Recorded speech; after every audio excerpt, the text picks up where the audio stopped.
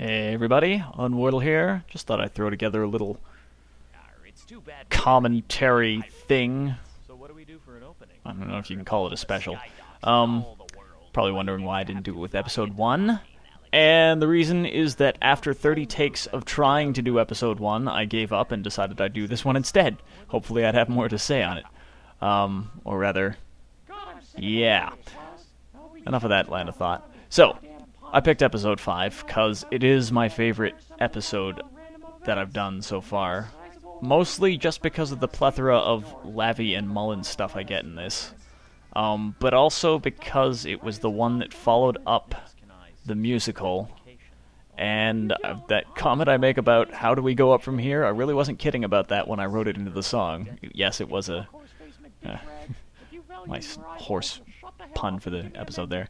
I wasn't kidding about that in the musical. I really didn't know how I was going to beat that, and I don't know. I don't think I flopped on this one. The views and the ratings and the comments on it say otherwise, but whatever, I like it. Go screw yourself if you don't agree with me. But then also, I had so much freedom to do whatever I wanted with this episode because of how little continuity was required that I keep in it.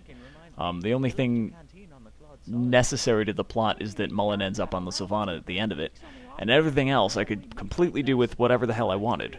So, I mean, this scene is completely different. He's supposed to be talking about her and just basically trying to come on to her, and then he's suddenly offended that that she can't remember his name, even though he never told it to her in the first episode.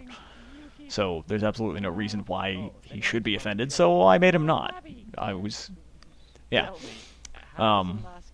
Likewise, he's supposed to be talking about his survival medals there, but he's going on about something completely different about how I'm an idiot for giving him an Irish accent in the first place.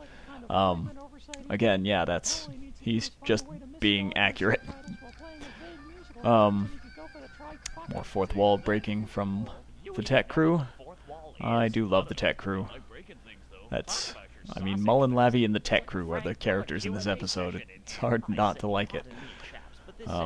They've got all my silly voices. Basically, I get to go nuts with my silly voices in this episode, and it's probably the most fun in making it. So, and I'm not entirely certain where I got the idea to do the Three Stooges line that he does, other than it needed somewhere to get off it. But I know exactly why I decided to do the actual Geneon text, other than give me a you-know-what is a pretty bizarre line, but also so that I could do disturbingly close to the actual Geneon translation, because there's some seriously lesbian undertones that never really get explored in those two, that I thought, hey, for lack of fan service, we need that. More Latin here. This is sort of a precursor to all the Life of Brian stuff. I couldn't find an excuse to do the sadistic Latin teacher scene, but that doesn't matter. Then the next bit that makes this my favorite is this scene. Obviously talking about how it's exactly the same as Final Fantasy XII. They're supposed to be talking about... Lavi's supposed to be basically comparing Klaus to one of the chocobos in the pen that's just basically sleeping and doing nothing. But I thought that was dumb, so I changed it. I can't see a badass like Lavi, at least my Lavi, having anything to do with Klaus beyond the lovable idiot sidekick that you're sort of you're saddled with for life through sadistic writing teams that insist on putting you together. And, more Unwordle bashing from the two of them. And then, yes, this guy here. This is a direct ripoff of Pontius Pilate from Life of Brian, because that's one of my favorite movies, and doesn't he just look like he should have that voice? He looks like, yeah, anyway. And, this, later on, it's now actually up, so you can go to some of my episodes where he looks at that picture. In the musical episode where they take the picture, look at Klaus's mom and tell me she doesn't look exactly like Alice. And, I don't know, I'll go down on you or something. Only not really, because this is the internet. And here we go with the scene that I basically just ripped directly from Life of Brian. If you've seen Life of Brian, you know the scene this is plagiarizing. If you haven't, go watch Life of Brian. It's like the funniest movie ever. And combining that, of course, with Bernard Cornwell Sharp, but mostly the BBC movies that were made from the novel series, which is where I got the Donegal accent that I use for Mullen. From Sergeant Major Patrick Harper. So it is. Especially the mannerism of adding so it is, or so it isn't, or so he is, or whatever the hell it is at the end of every sentence. These are his survival medals that he's supposed to be going on again, that I did nothing with, obviously. Apparently, in the Anatare army, it's an achievement that's medal-worthy simply surviving to the end of a fight, which tells you something about how it's run.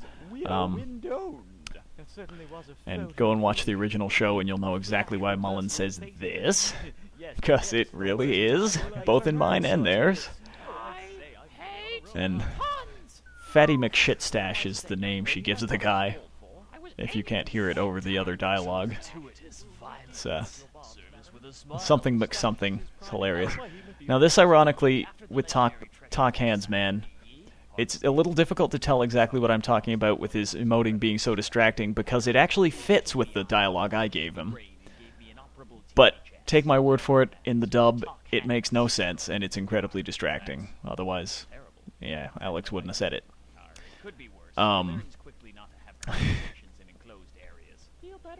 Oedipus. Just Oedipus. And that would be the War of the Abridged series creators, and the Lavipone, and the Shetland, and the Roaned in the next episode, and of course, if I'm ripping off a Monty Python movie, I must have Stop, This Is Silly. So there we go. Now here, I'm basically pointing out the fact that I've totally neglected to mention the fact that the ship that they're about to sink is called the Goliath, which would make totally irrelevant to anyone that hasn't seen it the joke about the blatantly propelled allegorical piercing shells, because without the name of the ship Goliath, there is no allegory in that scene. So, there it is. Anyway, the regular bullets, they call them, are jet-propelled armor-piercing shells, I think. So, you know, has the same cadence, I guess. Never heard a man speak like this man before. They're shooting the Goliath between the eyes, and the song is called Bedlam and Goliath. Put all those things together, you get all the references for that scene. And subtle as a hook in the eye socket, he's a pirate.